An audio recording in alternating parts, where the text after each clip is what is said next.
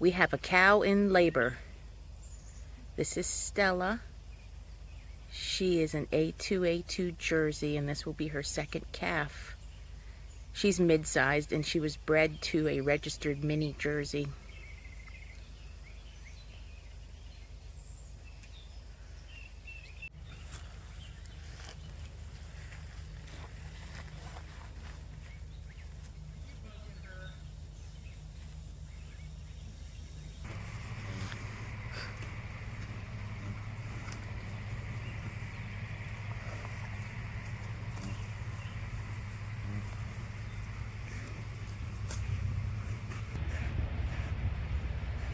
And we have a bull calf.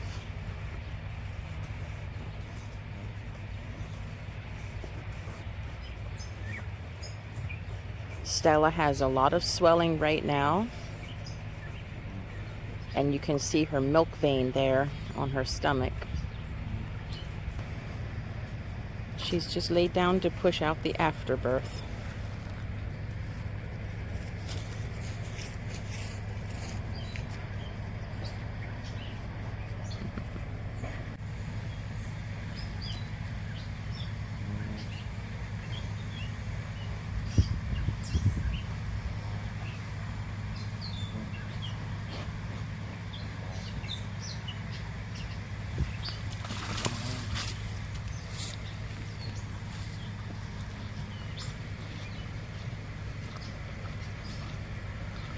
It's normal for them to lick that and eat that.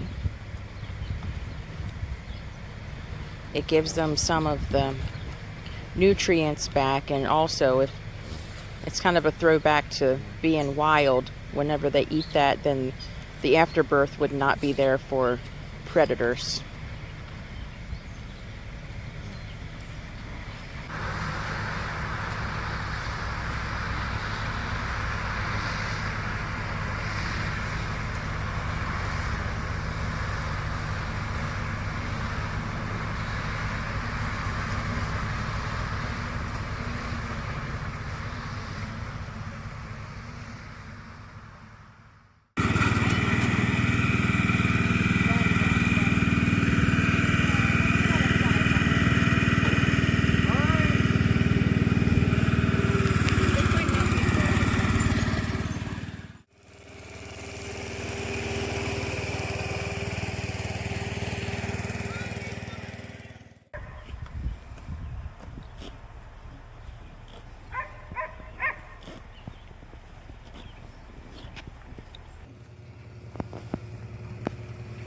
So here's the little, sorry old guy, here's the little bull calf. He's sleeping, just as quiet as his little self can be. So Mama, Stella, is out here with the rest of the cattle. Now she doesn't have to be. If she were truly upset about us removing the calf, she would be fussing about it, but she's not. She's out here with everybody else, grazing, and really could not care less.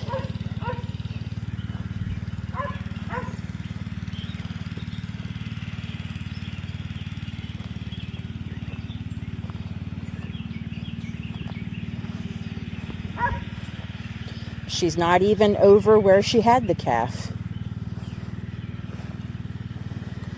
She's just grazing. Now, my husband did milk her while we were gone to get the colostrum for the calf, but he had already drank some from her, so he wasn't really interested in having any more. So we saved it for tomorrow. But she'll be milked again tomorrow morning. But we did milk her this evening just to help her out and try to feed the calf, but he wasn't interested.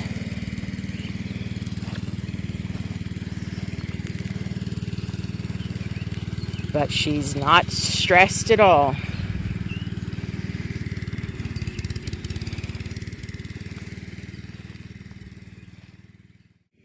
So usually this area is not fenced for the cattle.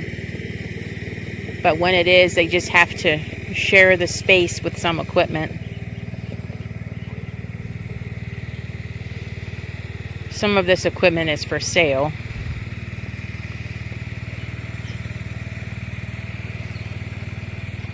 And she's just hanging out with everybody else.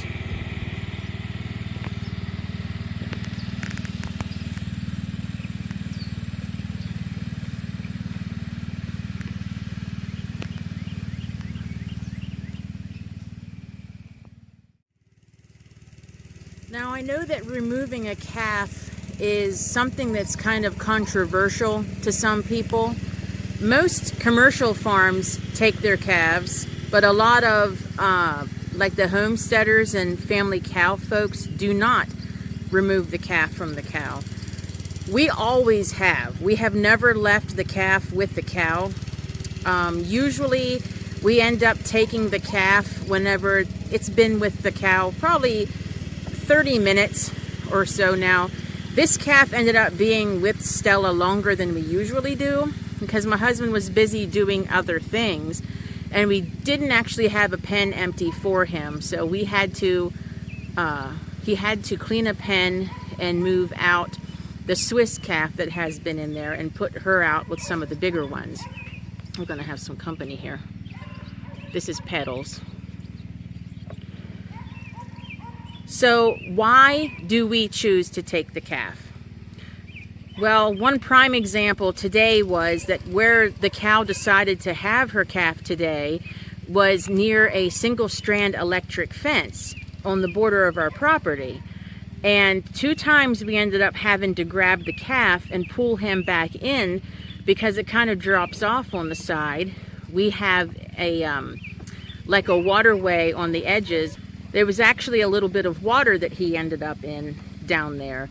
And so for us, and we have a pond, so for us leaving the calves with the cows isn't really a safe thing. So one thing is it's a safety reason. The other reason is we pull the calf so that we have more control over how much milk the calf is getting. We can see better if the calf is not well. And we can start halter training and making the calf friendly sooner than if the calf was on the cow. Another reason is most of the cows that we have, at least half, are my daughter's registered animals that they show. And when you leave a calf on a cow and they're nursing on the udder, it changes the way the udder looks. It makes the teats longer and it can make the udder look less youthful. And so since they're showing them, they want to have the highest quality udder possible because the first thing that they look at when they're scoring and judging cows is the udder. Another big one for us is because we are selling our milk raw, labeled for pets, but and we're drinking it too, whenever you allow the calf to nurse, you're actually introducing more bacteria and it can make your somatic cell counts higher. So that would be another reason why we do not allow the calves to nurse. I know that there would be a lot of people that would argue these points with us, but I think everybody just kind of has to judge what works on their own farms. What works here isn't going to work elsewhere. The way that we do things wouldn't be the way that would work perhaps for somebody else. And I do understand why a lot of the family cow and homestead people would leave the calves on the cow because then they would have less milk, and if they didn't want to milk some morning or night, they would just leave the calf on the cow. And I get that. But for us, we do want the milk, and we give the calf all the milk that it needs, but we do separate the calf, and that is what works on our farm. Now, don't get me wrong, I do love the way it looks whenever you see a cow out with their calf. It looks very idyllic and it looks very nice. But by pulling the calf or taking the calf away from the cow, we also don't have to worry about stressing the cow when we're separating so that we get the milk. And we also don't have to worry about a calf that maybe wouldn't be as friendly because we didn't have it in and didn't have that human contact. And a cow can choose to not let their milk down. And we might not get the milk or the cream because she's saving it for her calf. doing it this way, where it's once and done, we haven't ever calf shared. But to me, it just seems like it would be less stressful overall on the cow and the calf, because you're separating them once and then that is it. I imagine that when a calf is on the cow for 3 or 4 months, however long, you leave them on so they drink off of the cow, and then you separate them. I imagine that would be much more stressful to the cow and the calf because they've been with each other all that time. Yes, cows have feelings, but they're not people. A lot of people, they like to put human emotions on these animals. Whenever you take the calf and they say that they're crying and the calf is crying, that's just not how it is. That's not how it works. I'm not saying that they don't care, but it's not like a person. And I know it's very controversial, and there's probably people that are going to disagree with me, and that's fine. Everybody has their own way of doing things, and what works for one place isn't what would work for another place. And there's no right or wrong way to do things, except if the calf and the cow are not being taken care of and they're not healthy. That is the only thing that would make it wrong. But if you're doing what is working on your place, and your calf and your cow are healthy and being well taken care of, then it's not wrong. I was recently speaking to somebody that was going to be getting their first family milk cow, and they said that they had read the Keeping a Family Cow book, which I agree is a really good place to start.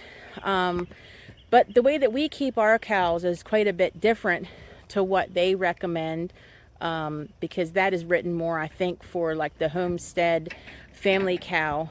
And so I told her that keeping a cow is kind of like making a cake, whereas whenever you're just learning how to cook, you follow that recipe to a T.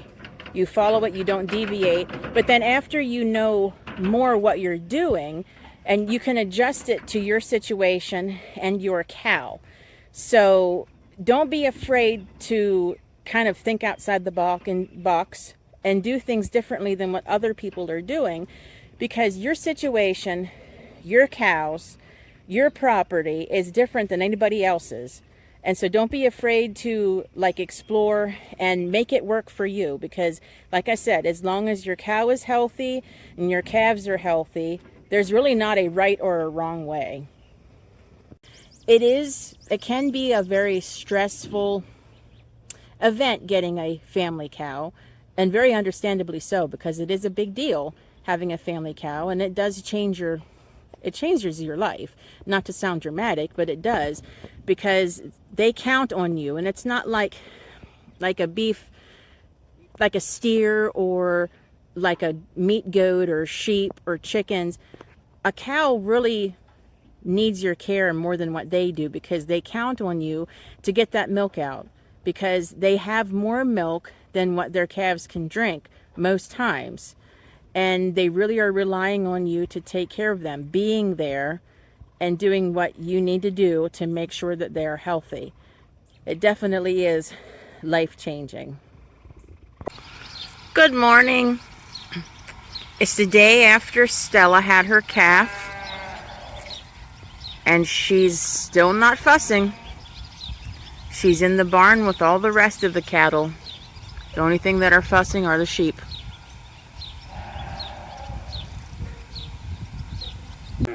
And here's the little mister, and he's not fussing either.